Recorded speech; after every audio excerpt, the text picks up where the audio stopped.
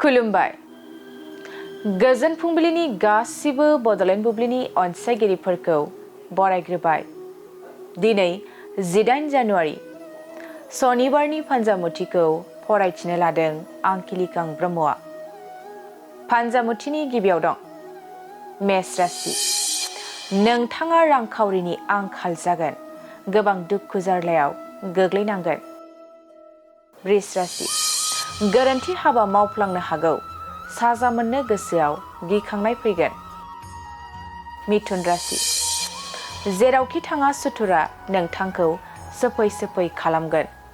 सुथुरा नोंथांखौ नाख्रेबनो नाजागोन। कर्कट राशि। जानाय लोंनायाव सांग्रां जानाया गाहाम जागोन। देहाखौ जोबोरैनो खस्थ' मोनखांनो हागौ। सिंह राशि। गावनि मोजां मोननायजों लोगो हमलायनो खाबु मोनगोन। गोसोआ गोजोननाय मोनगोन। कन्या राशि। मोनखानाय मुवाखौ खोमाना लाफिननांगोन। दुखु दाहानि सान जागोन। तुला राशि। गोबावनिफ्रायनो हास्थायना थानाय मुवाखौ मोनफुंगोन। रंजा बाजानि सान जागोन। वृश्चिक राशि। देहायाव जानाय बेराम आजारफ्रा मोजां जागोन। देहाया मोजांसिन थासारियाव फैगोन। धनु राशि। नोंथाङा धोरोमनि बेरेखा हाबा मावफ्लांगोन। न'खराव जेंना सोमजिनो हागौ। मकर राशि। नोंथांनि मावनो लानाय खामानिफ्रा जाफुंनाय नङा। खामानिफ्रा आद्रा जानानै थागोन। कुम्भ राशि। नोंथाङा गोजान लामा दावबायनो खाबु मोनगोन। गोसोआ रंजाखांगोन। मीन राशि। गोबाव समनिफ्रायनो सुथुर जालायना थानाया जोबस्रांलांगोन।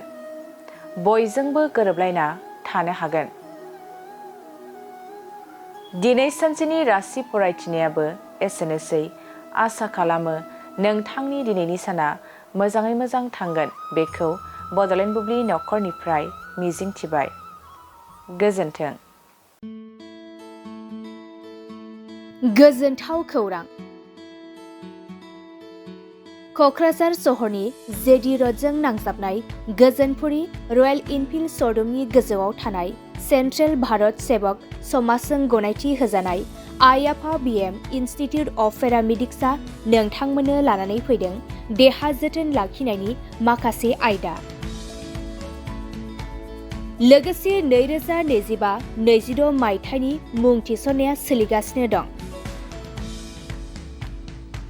आरो फैगौ जोबथा फेब्रुआरि दानसिम मुं थिसननाया सोलिबाय थागोन। 10 थाखोनिफ्राय 12 थाखो उथ्रिसारनाय बिजाथि एबा फरायसाफोरा बे पेरामेडिक्सआव गावारि सोलोंथाइखौ लानो हागोन। क'क्राझार सहरनि गोजोनपुरी एबा गांजेमा बाजारजों नांजाबनाय आइ आफा बिएम इनस्टिटिउट अफ पेरामेडिक्सआ नोंथांमोननि थाखाय गोदान मुं थिसननाय आयदाफोरा जाबाय BSS Diploma in Medical Laboratory Technology, BSS Diploma in Operation Theatre Technology, BSS Diploma in First Aid and Patient Care आरो BSS Diploma in X-ray and Imaging Technology। बेफोर कर्सखौ 2 बोसोरनि गेजेरावनो आबुं खालामनानै BSS जों गनायथि होजानाय डिप्ल'माखौ लानो हागोन।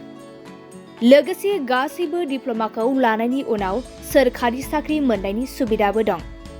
जुदि नोंथांमोना बेफोर कर्सनि थाखाय गोदानै मुं थिसननो गोसो दङब्ला आइ आफा बिएम इनस्टिटिउट अफ पेरामेडिक्सनि 9395899391 एबा 9821663110 मबाइल नम्बराव थोंजों सुरात लाहरनो हागोन।